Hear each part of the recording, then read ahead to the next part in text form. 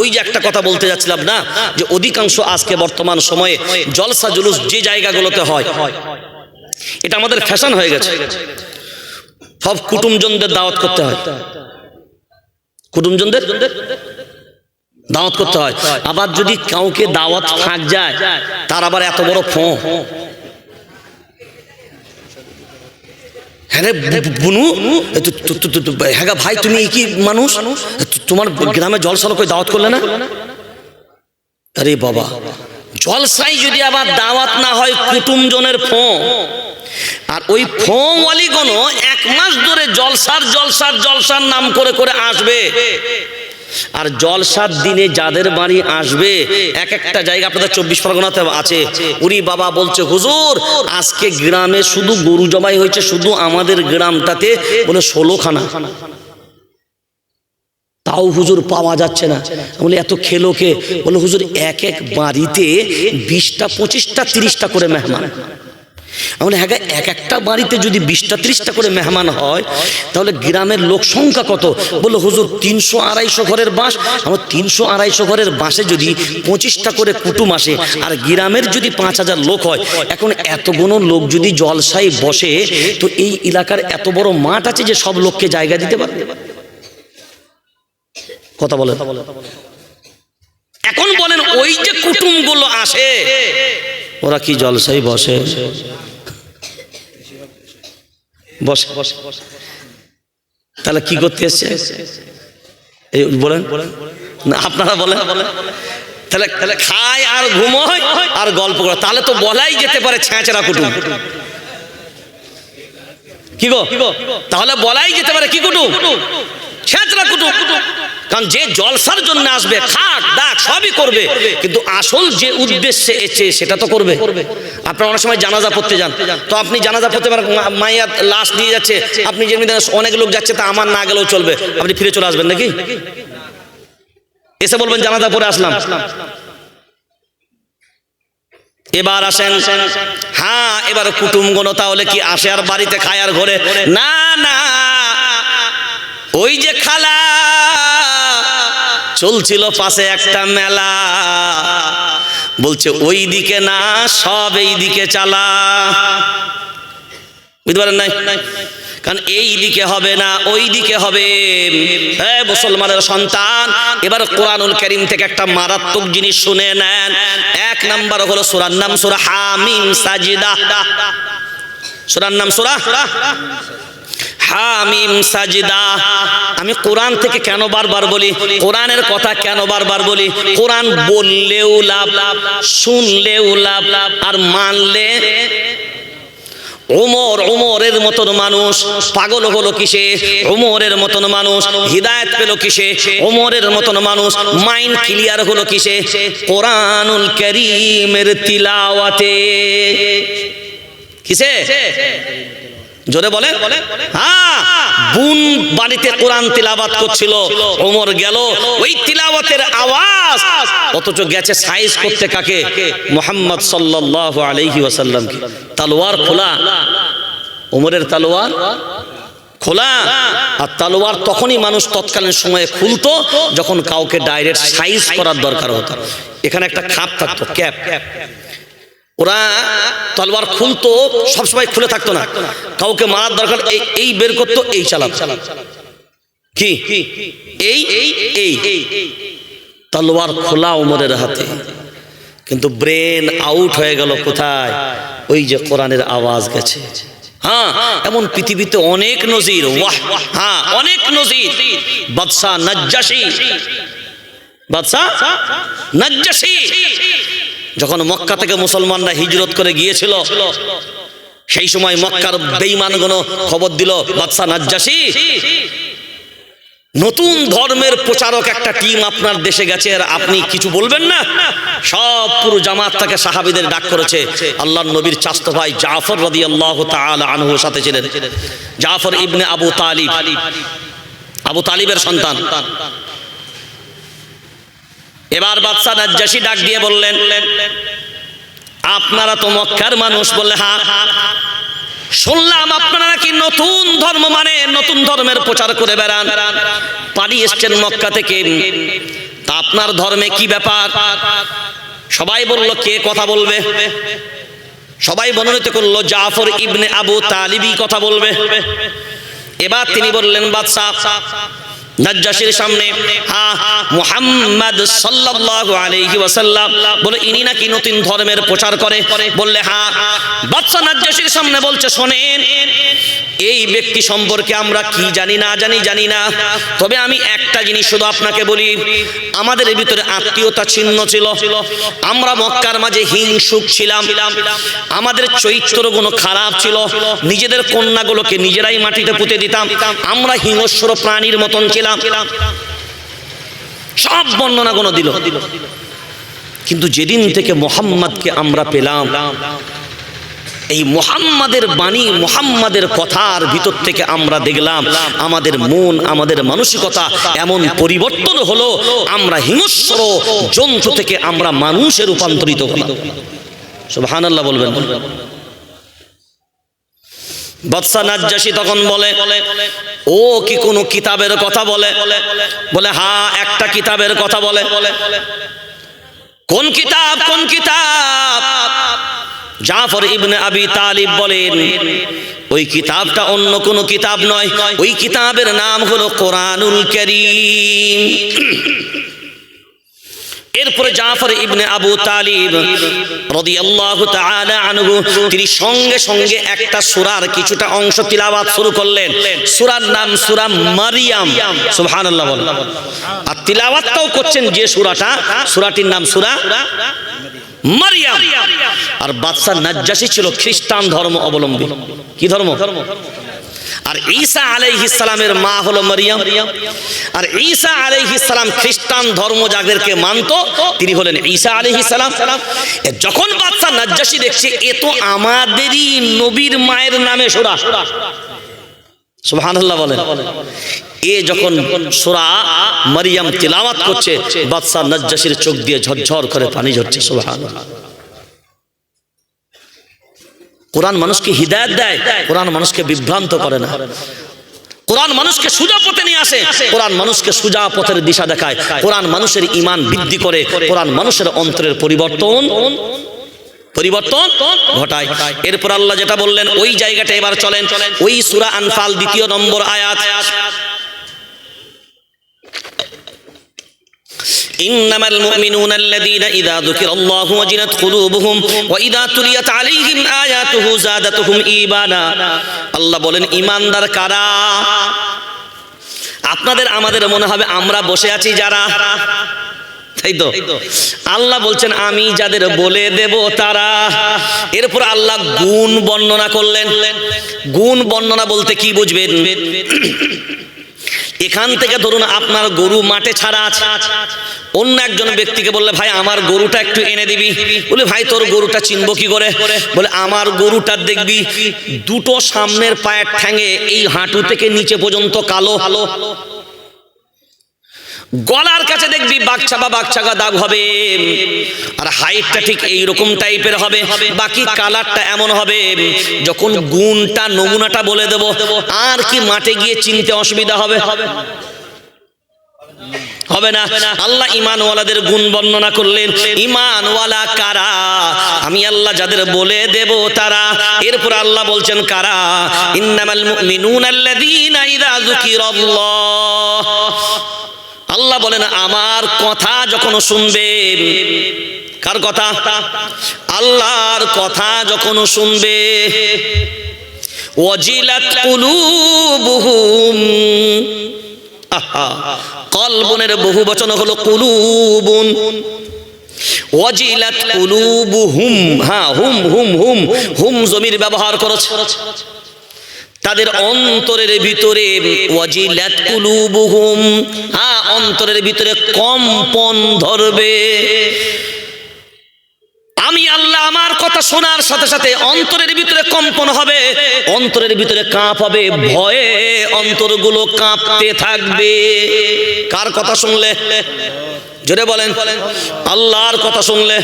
ওয়াজিলাত কুলুবুহুম ওয়া ইযা তুলিয়াত আলাইহিম আয়াতুহু যাদাতুহুম ঈমানা।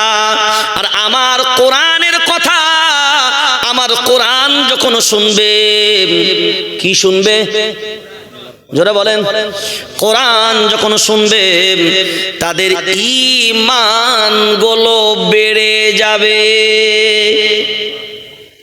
তাহলে কি শুনলে ঈমান বাড়ে? কি শুনলে? গানের শুনে, গজল শুনলে, কথা বলে না, কি শুনলে জোরে বলেন? কোরআন শুনলে ঈমান বাড়ে, কোরআন শুনলে ঈমান বেড়ে যাবে। কোরআন শুনলে ঈমান। আর আধ ঘন্টা শুনে কি হবে? আধ ঘন্টা শুনে আর কি লাভ পাবেন?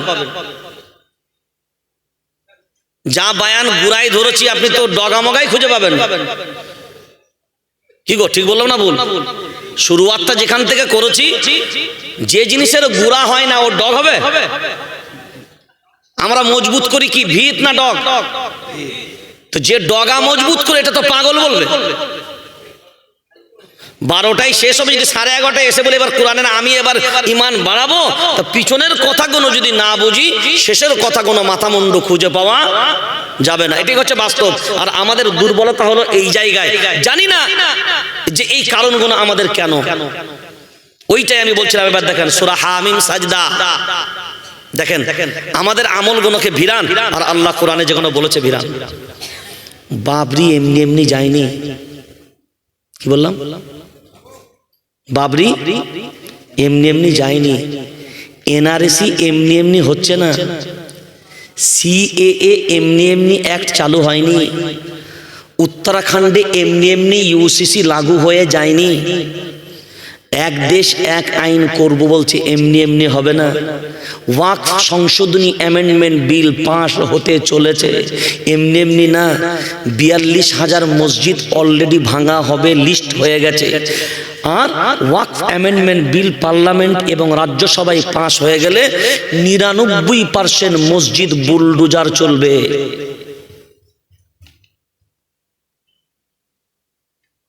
আমাদের ছেলেরা বলছে যাক, খুব ভালোই হবে। যতদিন মসজিদগুলো আছে আমাদের হুজুরা ততদিন আমাদের পিছনে লেগে আছে।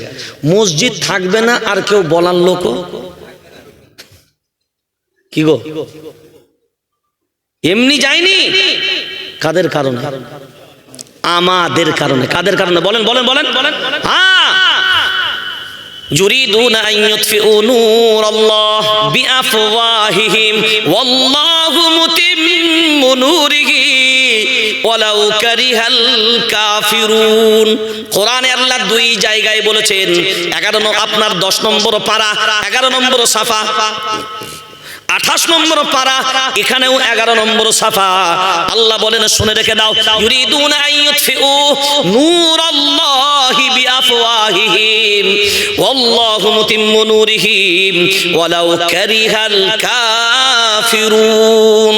দুনিয়ার সব অবিশ্বাসী বেঈমানগুলো যদি ঐক্যবদ্ধ হয়, ইউনাইটেড হয়, আর তারা যদি মনে করে তাদের দ্বারাতেও না ইসলামের বাতিকে নিভিয়ে দিবে, আমি আল্লাহ বলছি শুনে রেখে দাও, তাদের দ্বারাতেও হবে না। তাদের 14 গোষ্ঠীও আসলে হবে না, 14 গোষ্ঠীও না, 32 গোষ্ঠীও যদি লাগিয়ে দাও তারপরেও হবে না। 32 গোষ্ঠীতেও যদি না হয়, 74 গোষ্ঠীও লাগিয়ে দাও, তারপরেও আমি আল্লাহ জানিয়ে রাখলাম আমার ইসলামের বাতিকে নিভানোর মতন ক্ষমতা আসমান জমিনের ভিতরে কারোর না।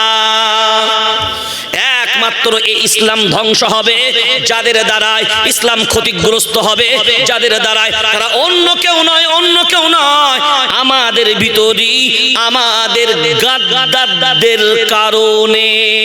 কোরআনুল কারীম 25 নম্বর পারা, 5 নম্বর সাফা, ওয়ামা আসাবাকুম মিন মুসিবা ফাবিমা কাসাবাত আইদিকুম ওয়া ইয়াফু আন কাসীর। আল্লাহ বলেন শুনে রেখে দাও, তোমাদের ভিতরে যা কিছু মুসিবত আসে সব তোমাদেরই দুই হাতের কামাই করা।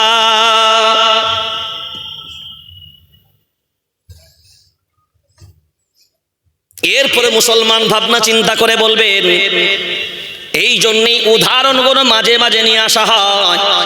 আর উদাহরণ গণও তো কোরআনুল কারীমের ভিতর থেকে ওয়ানাজ্জাইনাহু ওয়া লূতান ইলাল আরদিল্লাতী বারাকনা ফিহা লিল আলামিন। আমরা সবাই জানি একটা ছোট্ট দেশ, দেশের নাম হলো ফিলিস্তিন। ওই ফিলিস্তিনের মাটিতে গাজা ভূখণ্ডে 20 লক্ষ জনবসতি ছিল। এই মুহূর্তে প্রায় 50,000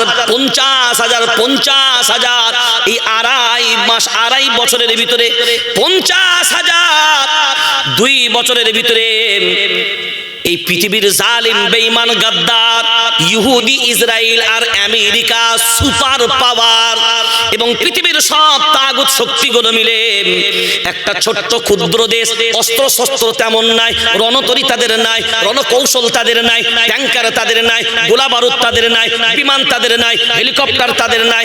একবার নয়, 1000 বার ভারতবর্ষের 40 কোটি মুসলমান বিবেক দিয়ে ভাবনা চিন্তা করে বলো, ফিলিস্তিনের সব মানুষ না, 70,000 হামাস বাহিনী। কত হাজার বললাম? জোরে বলেন। এরা রাষ্ট্রীয় ক্ষমতাসীন না, সশস্ত্র গোষ্ঠী আজাদির লড়াই লড়ছে এরা। কত হাজার বললাম? 70,000। এই 70,000 বিবেক দিয়ে বিবেচনা দিয়ে বলেন, পৃথিবীর তাবর সব পারস্য, সব সুপার পাওয়ার শক্তির বিরুদ্ধে এখনো পর্যন্ত লড়াই করে 50,000 নিজেদের কুরবানি দিয়েছেন। 1 লক্ষের মতন ইনজোর, 1 লক্ষের মতন আহত। পুরো গাজা শহরটা যেন মনে হচ্ছে মরুভূমিতে রূপান্তরিত হয়েছে। ঘর ভিটে বাস্তু, সন্তান হারা, বিবি হারা, ভাই হারা, বাপ হারা, ছেলে হারা, এতিম হারা, অর্থনীতি পরিকাঠামো সব শেষ। ঘাস খায় দিন কাটায়, তাও প্রত্যেক দিন ঘাস খাবারও সুযোগ পায় না। 3 দিন 4 দিন পরে পরে গরুতে যে ঘাস খায়, উটেতে যে ঘাস খায়, ওই ঘাসগুলোই সিদ্ধ করে খায়।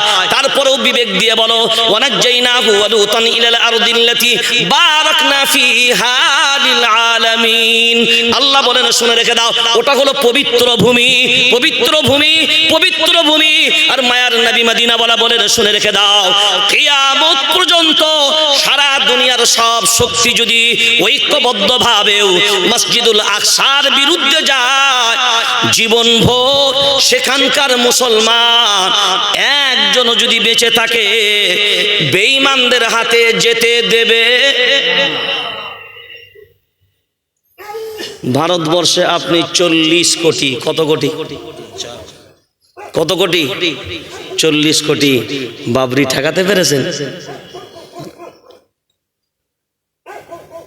বাবরি ঠেকাতে পেরেছেন?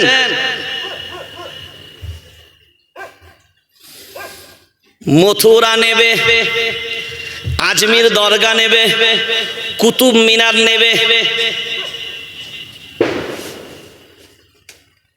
ওয়াক অ্যামেন্ডমেন্ট বিল পাস করে সব মসজিদ, মাদ্রাসা, কবরস্থানগুলো নেবে। এক দেশ এক আইন। বোঝেন কি? বোঝেন কিছু? এক দেশ এক আইন মানে আর মাইয়াতকে জানাজা পড়াবার সুযোগ নাই। এক দেশ এক আইন যদি চালু হয়ে যায়, সব পুরাতে হবে, কবরস্থান থাকবে না। আর মসজিদের মাতওয়াল্লি হরানাথ পান্ডে হবে, দিলীপ ঘোষ হবে, বিনয় কার্তিক হবে, মোহাম্মদ সলিমুদ্দিন, মোহাম্মদ আব্দুল্লাহ, মোহাম্মদ কলিমুদ্দিন আর হবে না।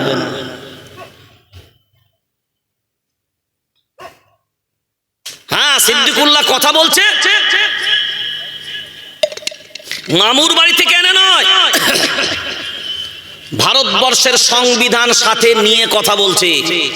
হ্যাঁ, আমি নিজে একজন সংবিধানের ছাত্র। এটা হলো ভারতবর্ষের সংবিধান। দেখেছেন এর আগে কোনোদিন? যেমন এটা আমাদের ধর্মীয় দিক দিয়ে, দ্বীনের দিক দিয়ে ধর্মীয় ভাবে আমাদের মুসলমানদের জন্য সংবিধানের নাম হলো কোরআনুল কারীম।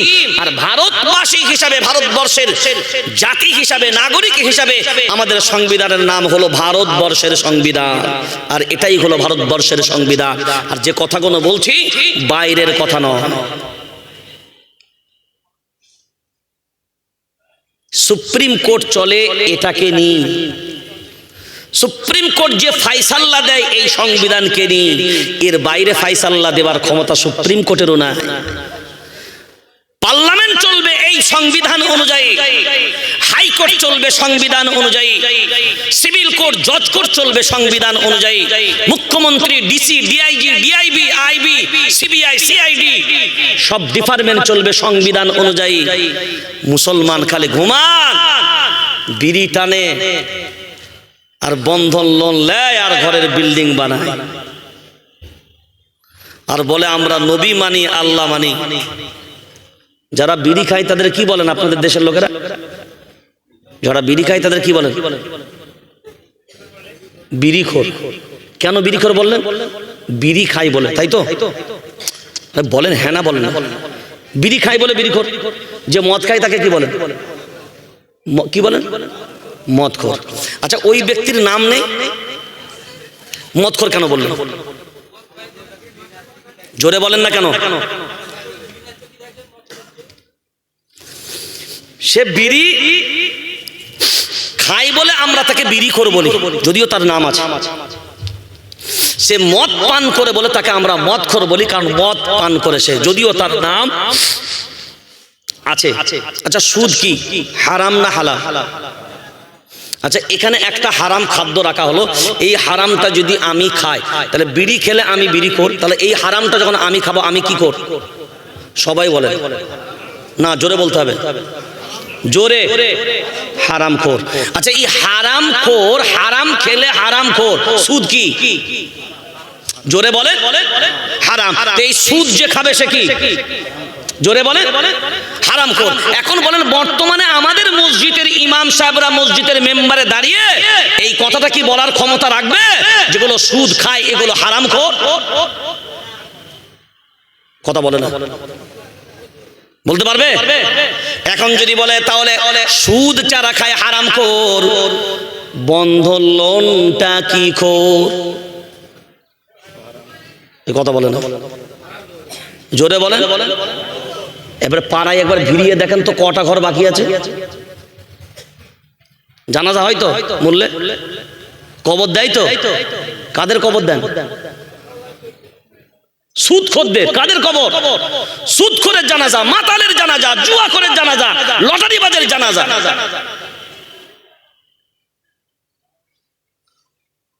কোরআন না পড়তে জানি, কোরআন না বুঝতে জানি, না কোরআন মসজিদের মেম্বারে বলতে দিই, অথচ দুনিয়ার পবিত্র স্থান হলো মসজিদ। সব থেকে পবিত্র স্থানের নাম মসজিদ। আর আজকে মসজিদগুলোই সমাজের সব থেকে এমন জায়গায় দাঁড় করিয়েছি যে মসজিদের ইমামদেরকে আমরা এই ধরনের কথা বলা থেকে, হুজুর সাবধান, কথা খুব করা হচ্ছে। এখন আল্লাহ যদি করা বলে, সেই কথাটা মানুষের সামনে প্রচার করাটা আমার দায়িত্ব না আপনার দায়িত্ব? কথা বলেন না, সবার দায়িত্ব? সরে বলেন। এই যে আপনি শ্রেষ্ঠ উম্মত, শেষ নবীর উম্মত হলো, শেষ নবীর উম্মত হলো শ্রেষ্ঠ। শ্রেষ্ঠ উম্মত কেন বলে আপনাকে? কোরআনুল কারীম সূরার নাম সূরা আল ইমরান, ৪র্থ নম্বর পারা, ৩য় নম্বর সাফা। কুনতুম খায়রা উম্মাতিন, কুনতুম খায়রা উম্মাতিন উখরিজাত লিন-নাস তা'মুরুনা বিল মা'রুফ, তা'মুরুনা বিল মা'রুফ وتنهون عن المنكر منكر منكر منكر। এটা কোরআনই বলছি তো নাকি? আসেন, যদি কোরআন পড়তে জানেন আমি কোরআন খুলবো, দেখুন আছে না নাই। কুনতুম খায়রা উম্মাতিন উখরিজাত লিন-নাস তা'মুরুনা বিল মা'রুফ ওয়া তানহাউনা আনিল মুনকার। এখন বলেন, শুধু দায়িত্বটা কি আমাদের না সবার? জোরে, সবার। দায়িত্বটা কি? ন্যায় কাজের আদেশ করবে এ উম্মত, অন্যায় কাজে বাধা দেবে এ উম্মত। কি কাজে বাধা দেবে? আপনারা কি নবীর উম্মত না? তাহলে মেলায় বাধা এলো না কেন? কথা বলেন। বন্ধন লোনে বাধা এলো না কেন? আপনি বলবেন মেলা এ তো আচ্ছাই চালিয়েছো খেলা, এবার এই দিকে একটু চালাও, নমরুদ আর ইব্রাহিম আলাইহিস সালামের ঘটনা। সূরার নাম সূরা আম্বিয়া, 17 নম্বর পারা, 6 নম্বর পৃষ্ঠা। কয় নম্বর পৃষ্ঠা বললাম? এই 6 নম্বর পৃষ্ঠার আপনাকে একবার অনুবাদটা পড়তে বললাম। সবাই জানি যে ইব্রাহিম আলাইহিস সালামকে আগুনে ফেলা হয়েছিল, জানি না? হ্যাঁ, কোন নবীকে? আচ্ছা, আগুনে ফেলেছিল যে, তার নামটা বলতে পারবেন? আপনারা সবাই জানেন না? সবাই মুখ দিয়ে বলেন, তার নামটা কি? নমরুদ। আচ্ছা, নমরুদ ফেললো আগুনে কাকে? ইব্রাহিম আলাইহিস সালামকে। আচ্ছা, ইব্রাহিম আলাইহিস সালাম আপনার আমার কে হয়? ইন্না লিল্লাহ। এইগুলো আপনারা কেন যে, এইগুলো আপনাদের মেমোরিতে কেন থাকে না, আর এইগুলো কেন যে আমাদের জানা নেই, এটা আমি আশ্চর্য হয়ে যাচ্ছি। ইব্রাহিম আলাইহিস সালাম হলেন পুরো মুসলিম জাতির পিতা। কি হলেন? মুসলিম জাতির পিতা। হ্যাঁ, 17 নম্বর পারা, 20 নম্বর সাফার, লাস্ট আয়াত, মিল্লাত আবিকুম ইব্রাহিম হুয়া সাম্মাকুমুল মুসলিমিন। মুসলিমিন জমা ব্যবহার করেছে, সমস্ত মুসলিম জাতির পিতার নাম। জোরে বলেন না, ইব্রাহিম আলাইহিস সালাম। এখন মজার জিনিস শুনে নেন, দুনিয়াতে যত নবী এসেছেন, কোন নবীর আমল আপনার ভিতরে আছে না? আপনি যার সুন্নাহ পালন করেন, একমাত্র মায়ার নবী মদিনাওয়ালার সুন্নত। কথা বলেন না? আচ্ছা, নূহ আলাইহিস সালামের সুন্নত মানেন? জাকারিয়া আলাইহিস সালামের সুন্নত মানেন? কারণ মায়ার নবী মদিনাওয়ালা শরীয়ত চলে আসার পরে আর কোন নবীর সুন্নত আপনার উপরে চলবে, কিন্তু পৃথিবীতে একটা নবীর সুন্নত এই উম্মতের উপরে লাগু আছে। কোন নবীর? ইব্রাহিম আলাইহিস সালাম। খতনাটা কার? কুরবানি ওয়াজিবটা কার? জোরে বলেন। তাহলে আপনার আমার জাতির পিতার নাম হলো ইব্রাহিম আলাইহিস সালাম। আচ্ছা, এই আপনার আব্বা জাতির পিতা, সবাই আপনারা জানেন, গোটা কোরআনুল কারীমের ওই 6 পৃষ্ঠা আপনি তাফসীর একবার পড়লেই, অন্তত বঙ্গ অনুবাদগুলো পড়লেও বুঝতে পারবেন, নমরুদ যাবে মেলায়। কোথায় যাবে? সবাই বলেন কথাটা। নমরুদ যাবে মেলায়। প্রস্তাব দেওয়া হলো ইব্রাহিম আলাইহিস সালামকেও। কাকে প্রস্তাব দেওয়া হলো? ইব্রাহিম আলাইহিস সালাম বললেন, আমি একটু অসুস্থ, আমি যাব না, মানে আমার কারণ দেখিয়ে তিনি বিরত থাকলেন। আচ্ছা, মেলায় গেলেন না কে? তার নামটা কি? জোরে বলেন। আপনারা বলেন না, ইব্রাহিম আলাইহিস সালাম। আর মেলায় গেল যে, তার নামটা? জোরে। তাহলে মেলায় যায় যারা, তারা কার দলের লোক? জোরে, কার দলের লোক? নমরুদের। এবার সব থেকে কঠিন বিষয় যেটা, সেটা বোঝেন। নমরুদ মেলা থেকে ফিরে আসার পরই, তখন তো ইব্রাহিম আলাইহিস সালাম সব অপারেশন করে দিয়েছে। ইব্রাহিম সব কি অপারেশন করে দিয়েছে, করে দিয়ে কুরুলটা ঘাড়ে। এবার যখন নমরুদ এসে বলল, কি ব্যাপার, অপারেশন করলো কে? তাহলে মেলায় যায়নি যে, যায়নি কে? ইব্রাহিম আলাইহিস সালাম। বাস, ওই যে মেলায় গেল না ইব্রাহিম আলাইহিস সালাম, তাহলে মেলার পক্ষে ইব্রাহিম না নমরুদ? জোরে বলেন। আর নমরুদ তো আল্লাহর প্রিয় বান্দা না আল্লাহর দুশমন? জোরে বলেন। তাহলে আল্লাহর দুশমনের দলে আপনারা না খলিলুল্লাহ আল্লাহর বন্ধুর দলে আপনারা? কার দলে গো? কার বন্ধুর দলে? না আল্লাহর বন্ধুর দলে।